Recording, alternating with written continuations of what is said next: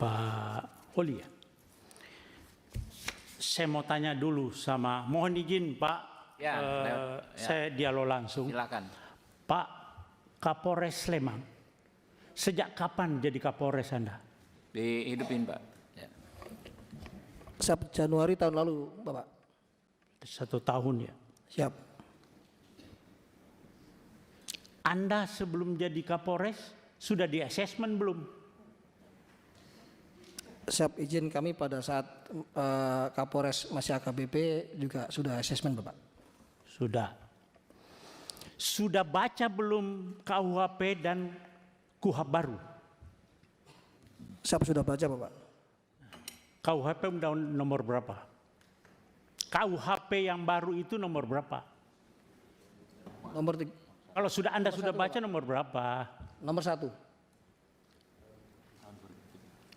Iya nomor 1 tahun berapa? Nomor 1 tahun 2003 Bapak. 2023. KUHP?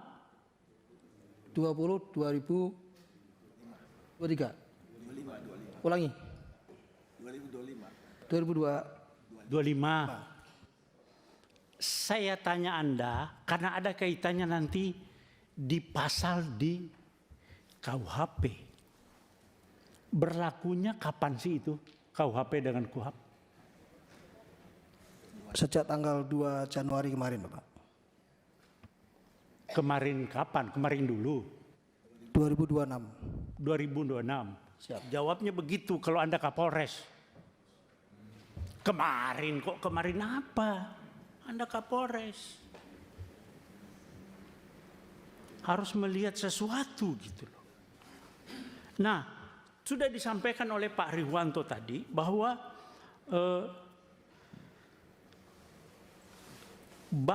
Pak Kapolres sudah baca pasal 34 KUHP. Sudah baca? Enggak. Ada di situ itu permasalahannya Pak. Belum baca. Pasal 34 KUHP yang Undang-Undang nomor 20 tahun 2000 nomor 1 tahun 2023. Pasal 34 bawa enggak? Siap, terkait restoratif justice Bapak. Bukan, pasal 34 KUHP. Anda itu datang ke sini tentang masalah pasal-pasal, tapi Anda tidak bawa KUHP. Kalau enggak saya pinjamkan, saya bawa nih. Bawa Bapak. Pasal 34. Saya yang baca.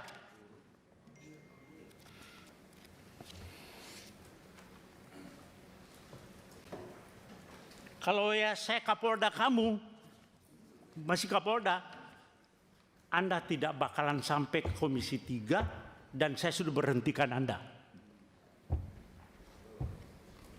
Anda kok Kapolres sudah kombes seperti itu. Bagaimana polisi ke depan? Oke, saya bacakan pasal 34 ya. Pasal 34. Setiap orang yang terpaksa melakukan perbuatan yang dilarang tidak dipidana jika perbuatan tersebut dilakukan karena pembelaan terhadap serangan atau ancaman serangan ketika yang melawan hukum terhadap diri atau terhadap diri sendiri atau orang lain. Kehormatan dalam arti kesusilaan atau harta benda sendiri atau orang lain. Oke, itu kalau Anda belum jelas, saya bacakan pasal 34 penjelasannya. Itu lebih rinci lagi di situ. Ada penjelasan pasal 34. Ini bukan tindak pidana. Kalau di KUHP Lamu Operma, alasan pembenar bahwa orang itu membela diri. Membela diri, bukan undang-undang lalu lintas. Anda salah menerapkan hukum. Jaksa lagi P21 juga. Anda koordinasi yang nggak benar itu. Polres dengan kejaksaan. Anda koordinasi tapi salah. Bagaimana?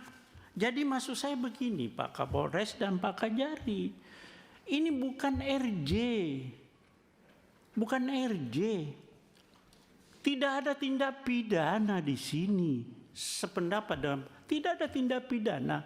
Orang yang Bapak tahu, Bapak ngomong di televisi saya lihat Pak Kapolres itu, oh dia melakukan pembelaan yang tidak melakukan tindakan tidak seimbang. Bapak tahu apa yang jambret itu tidak ada istilah di KUHP. Itu adalah pencurian dengan kekerasan. Bukan 36, bukan pencurian biasa, bukan pencurian pemberatan, tapi pencurian dengan kekerasan. Curas itu Pak, curas itu begal. Dia bawa celurit, bawa senjata tajam, bawa apa segala, bisa bawa senjata api. Nah, ketika orang itu, ini bahaya Pak. Nah, Anda bilang tidak seimbang, dikejar oleh suaminya, korban. Orang sipil Pak, tidak punya apa-apa. Orang sipil nggak punya apa-apa itu. Nggak punya, tidak dipersenjatai. Jadi itu bukan tidak seimbang. Memang justru yang tidak seimbangnya itu orang sipil Pak yang mengejar pelaku curas. Bagaimana Bapak bilang tidak seimbang?